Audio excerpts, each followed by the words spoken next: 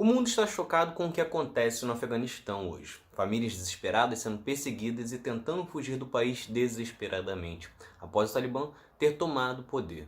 Para entender melhor esta situação, confira este episódio. É Pilatos lá na Bíblia quem nos diz, e também faleceu por ter pescoço o infeliz autor da guilhotina de Paris.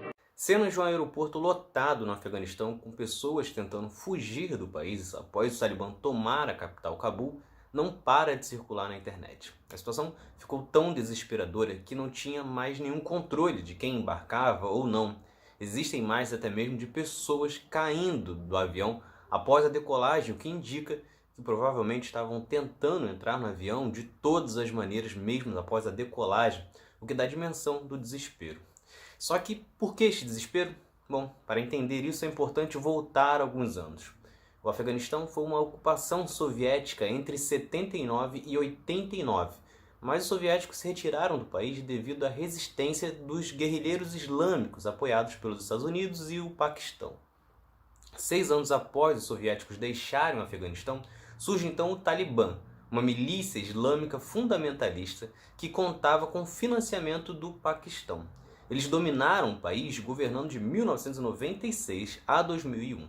Sob o governo talibã, meninas de mais de 10 anos e mulheres eram proibidas de frequentar a escola e de trabalhar.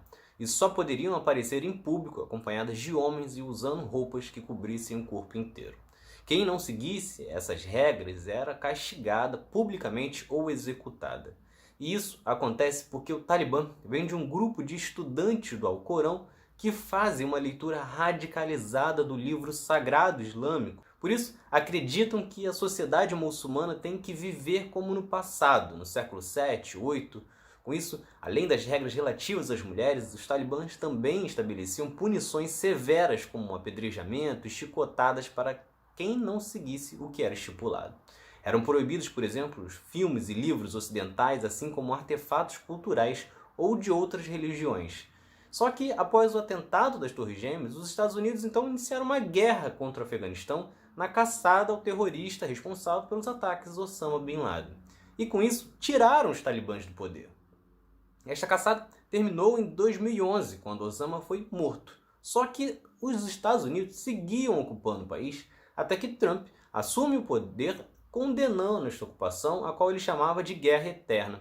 Porém, a saída mesmo só foi ocorrer agora, em agosto de 2021, já com Biden como presidente. E isso ocorre após 20 anos de ocupação em uma guerra com um custo muito elevado de dinheiro e de vidas, ao ponto de ser considerado o conflito mais caro da história.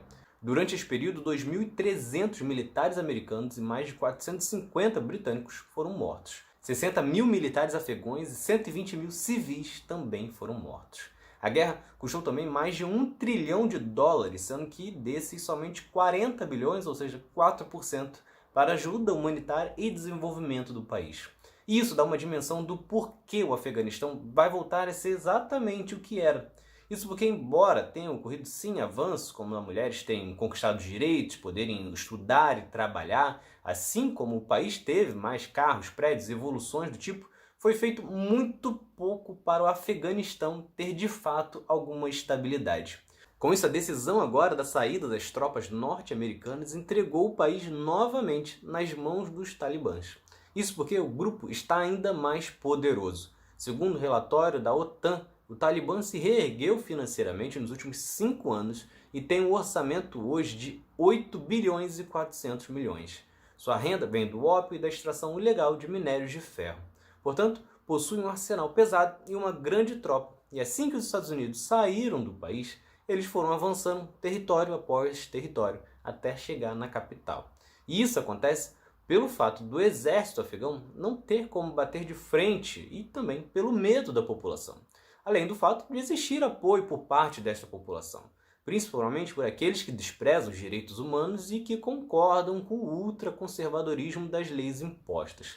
Além dessa parcela alegar que no período que o Talibã esteve no poder, não existia tanta violência no país. Agora, com a chegada do Talibã na capital, o presidente do Afeganistão, Ashraf Ghani, deixou o país após o Talibã tomar a capital e já há relatos de execuções de quem apoiou ou trabalhou para os norte-americanos na ocupação, como os casos dos tradutores.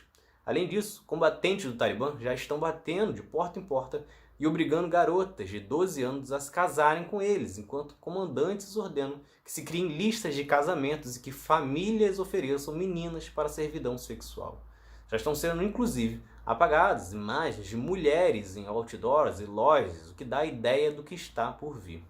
Esse medo de viverem nesta realidade novamente, de serem executados, de não terem direitos e tudo mais, que tem feito com que a população fique desesperada e tente sair do país mais rapidamente, antes que seja tarde.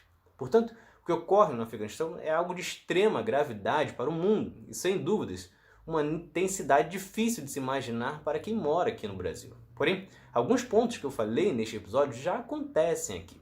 A formação de milícias controlando territórios, políticos querendo impor leis e atacando grupos baseados em suas crenças religiosas, assim como espaços religiosos de origem africana sendo destruídos, um desejo grande por armas e ações militares violentas, entre muitas outras coisas. Nós daqui não podemos fazer nada pelo Afeganistão, mas que fique de lição de que guerra por guerra não resolve nada e que precisamos conter o avanço dos extremistas e dos fundamentalistas religiosos por aqui. Se vocês gostaram, curtam, se inscrevam para não perder nenhum episódio do outro lado da história. Acompanhe a gente também nas redes sociais, estamos no Instagram, no Twitter, no Facebook, além do nosso podcast que está espalhado por todas as plataformas de áudio. E todas as fontes utilizadas neste episódio estão no nosso site, outroladodahistoria.com.